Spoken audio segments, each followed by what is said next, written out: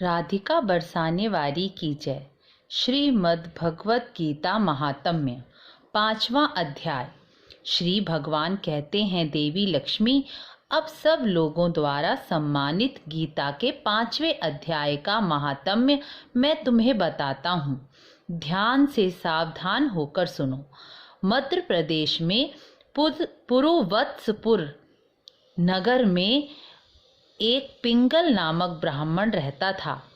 वह वेद पाठी ब्राह्मणों के वंश में उत्पन्न हुआ था, किंतु उसने वेद शास्त्रों को छोड़कर नृत्य, गीत और बाजा बजाने की कला में मन लगाया और उसी कला में परिश्रम कर पिंगल ने खूब प्रसिद्धि प्राप्त करी और उसी से उसे राजभवन में भी प्रवेश मिला।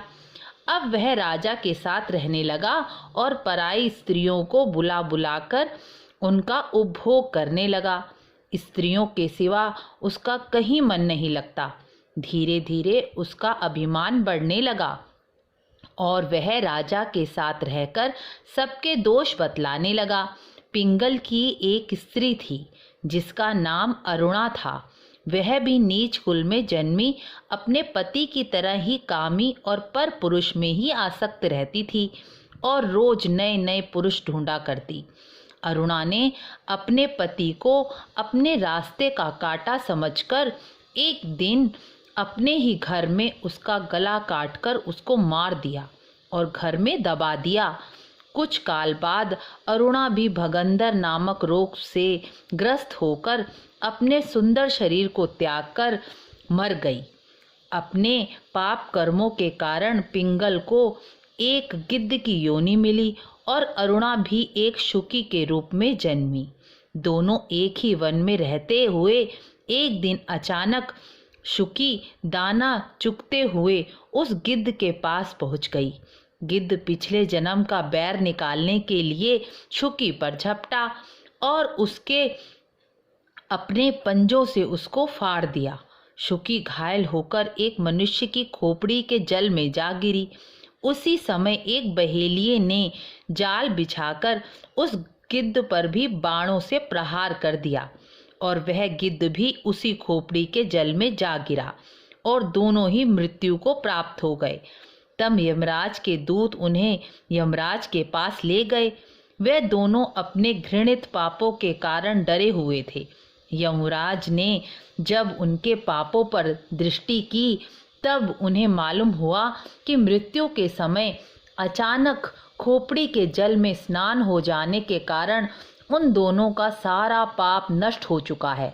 तब उन्होंने उन दोनों को मनोवांछित लोक में जाने की आज्ञा दी, जिसे सुनकर दोनों बहुत हैरान हुए और पूछने लगे, भगवान, हम दोनों ने तो अपने पूर्व जन्म में अत्यंत घृणित पापों का संचन किया है, फिर हमें मनोवांछित लोकों में भेजने का क्या कारण है?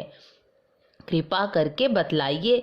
तब यमराज बोले, गंगा के किनारे वट नामक एक उत्तम ब्रह्मज्ञानी रहा करते थे। वह एकांत सेवी, शांत, विरक्त और किसी से भी द्वेष न रखने वाले थे। वह प्रतिदिन गीता के 5वें अध्याय का पाठ करते थे। यह उनका नियम था। 5वें अध्याय को श्रवण कर लेने पर महापापी पुरुष भी सनातन ब्रह्म का ज्ञान प्राप्त कर लेता है। उसी पुण्य का प्रभाव से शुद्ध चित होकर उन्होंने अपने शरीर का त्याग किया। गीता के पाठ से उनका शरीर निर्मल हो गया था और वह आत्मज्ञान प्राप्त कर चुके थे। उन्हीं महात्मा की खोपड़ी का जल पाकर तुम दोनों पवित्र हुए हो।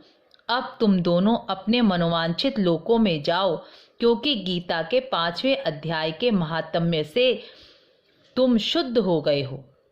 श्री भगवान बोले, सबके प्रति समान भाव रखने वाले धर्मराज के द्वारा इस प्रकार समझाए जाने पर दोनों अत्यंत प्रसन्न होकर वैकुंठ धाम को चले गए।